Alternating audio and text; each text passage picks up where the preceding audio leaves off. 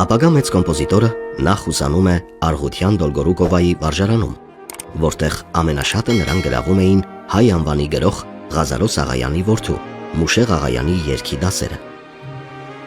10 տարեկանում ընդունվում է Թիֆլիսի առևտրական տեխնիկում, որի փողային նվագախմբում շեփոր էր նվագում։ Ընտանիքը որոշել էր, որ Արամը բժիշկ պիտի դառնա կամ ինժեներ։ Սակայն Մոսկվայում թատերական գործչի համբավ ձեռք բերած ավագ եղբայրը Սուրեն Խաչատրյանը 1921 թվականի աշնանը